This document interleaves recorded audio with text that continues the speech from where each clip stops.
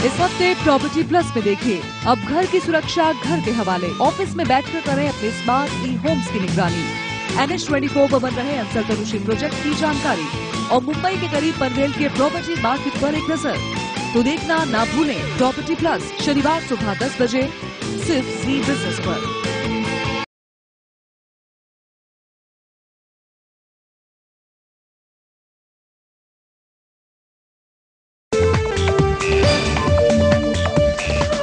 अगर हम यूं कहें कि घर की निगरानी ऑफिस या घर से दूर रहकर भी की जा सकती है तो यकीन नहीं हो रहा है, पर जनाब है ये हकीकत।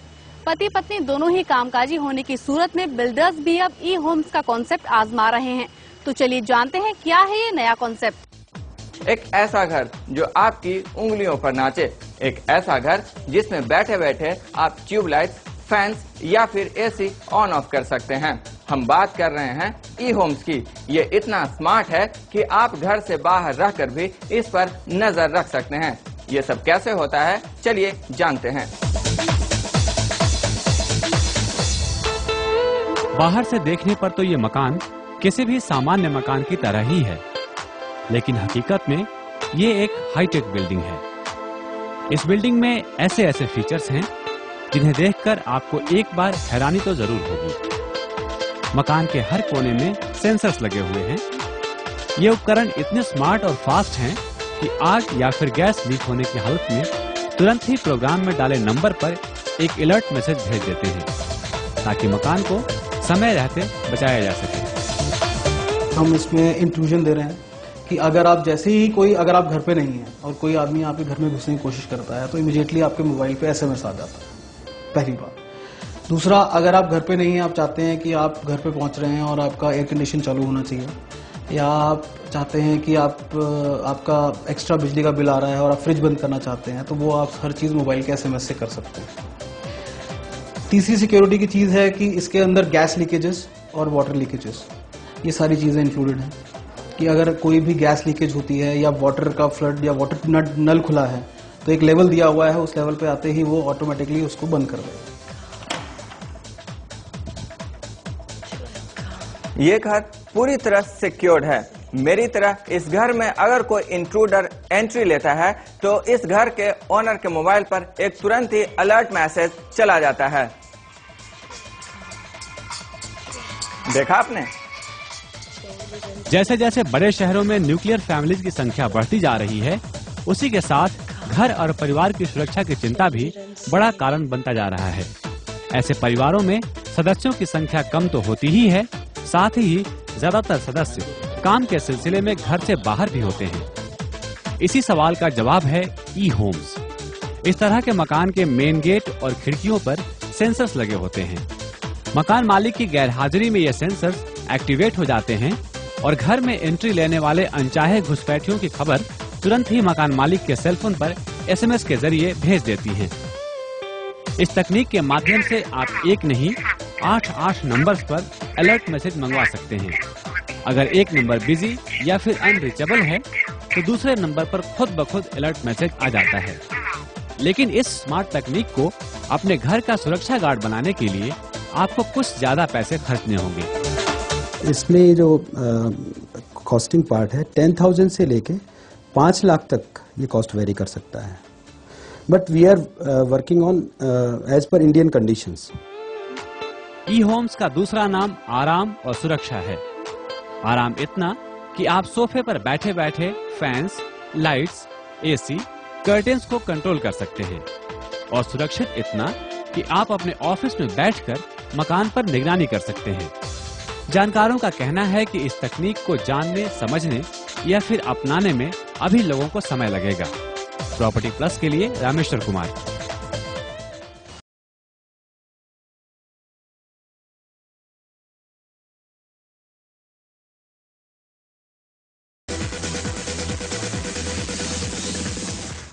Welcome back after the break. What exactly are automated homes? Let's find out from our experts.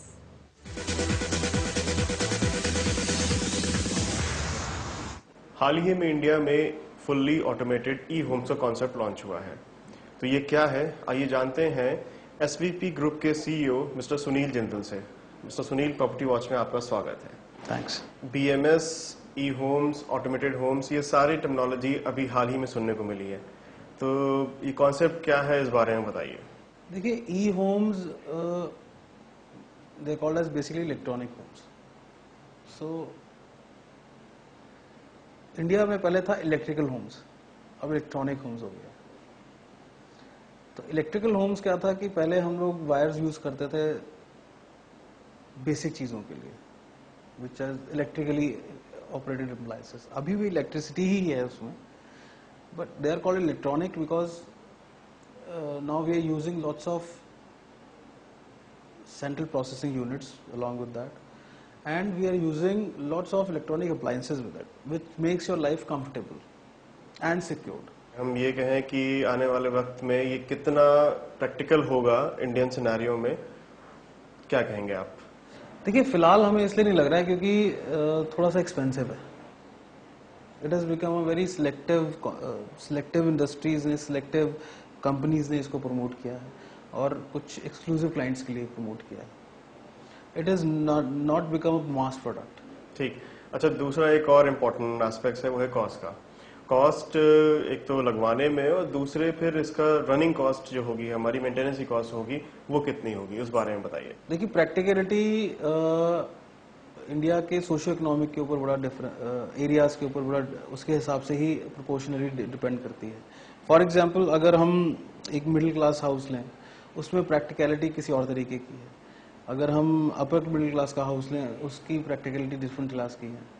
Metros में प्रैक्टिकलिटी डिफरेंट है, रूरल एरियाज में प्रैक्टिकलिटी अलग है। तो अगर हम ई होम्स का कॉन्सेप्ट लेके आए हैं इंडिया के अंदर और यहाँ पे लेके आए हैं, तो लेकिन हर एरिया के हिसाब से या हर सोशियो इकोनॉमिक सिचुएशंस के हिसाब से ई होम्स की जो डाइवर्सिटी है उसको चेंज करना पड़ेगा। आप इन चीज़ों को अपनी बिजली का बिल बचाने के लिए या अपने चीज़ों को सेफ रखने के लिए कैसे इस्तेमाल करते हैं। Low cost and safety appliances. The third thing comes as comfort, which is luxury. That's comfort, that कि मैं अपने बेड पे बैठा हूँ और हाथ के इशारे से सब कुछ कर रहा हूँ, या मैं अपने ऑफिस में बैठा हूँ और अपने ऑफिस के से SMS भेज के मैं अपने होम को ऑटोमेट कर रहा हूँ। तो ये चीज़ें एक कंफर्ट लेवल को बढ़ावा देती हैं। अच्छा, तो क्या फ्यूचर आप देखते हैं, कब तक इंडिया में ये पूरी तरह से इनकॉर्पोरेट हो पाएगा और कितना फायदा हमारे व्यूअर्स इसका उठा पाएंगे? आज की डेट में अगर हम सिर्फ 3 लाख प्रोडक्ट की कॉस्ट मानते हैं, उसके ऊपर अगर हम मेंटेनेंस चार्जेस लगाएं और इम्प्लीमेंटेशन चार्जेस लगाएं और उसको देखें, तो थोड़ा सा ज्यादा पड़ जाता है। इसी चीज को अगर हम देखिए, फ्यूचर में आना तो है, वही मैं आपको बात बता रहा हूँ। आज न्यूक्लियर फैमिलीज किस हिसाब से इंक्रीज होती जा रही हैं, तो फ्यूचर तो इसका है ही, इसमें कोई दो राय नहीं है। अच्छा, जो व्यूअर्स हमारे लेने जा रहे हैं घर और चाहते हैं इन फैसिलिटीज का फायदा उठाना, तो उनको किस तरह के टिप्स आप देंगे? देखिए, पहली टिप तो मेरी ये रहेगी कि ई होम्स को उतना ही इम्पोर्टेंट समझें जितना कि पार्किंग को। अब पार्किंग भी सरकार ने कंपलसरी कर दिया, तो कल को ई होम्स भी कंपलसरी होना जरूरी है। और टिप्स मेरी तरफ से यही रहेंगे कि सबसे इम्पोर्टेंट पॉइंट ये है कि आप जिस कंपनी का ई होम लगा रहा है बिल्डर, उस कंपनी में बहुत ध्यान दें। बहुत नई कंपनी के पास ना जाएं। कुछ पुरानी कंपनीज हैं, कुछ अच्छी कंपनीज हैं, ग्लोबल कंपनीज हैं जो थोड़ी महंगी हैं, लेकिन उनके इक्विपमेंट्स और उनकी मेंटेनेंस अच्छी है, वो बहुत जरूरी है। और जो कंपनी ये चीजें दे रही हैं इलेक्ट्रॉनिकली, तो उस किसी भी कंपनी के लिए आज की डेट में ई होम बनाना कोई बहुत बड़ी बात नहीं है। It's not a very big issue. Every electrical और electronic company is making e homes. Concept बहुत सिंपल है मैन्युफैक्चरर के लिए, तो हर आदमी बना सकता है। ओके, तो सुनील, इन सभी इंफॉर्मेशन का हमारी टीम की तरफ से और हमारे सभी व्यूअर्स की तरफ से बहुत बहुत शुक्रिया। Thanks very much. तो ये तो थी हमारे एक्सपर्ट्स की राय ई होम्स के बारे में। यहाँ हम लेंगे एक छोटा सा ब्रेक।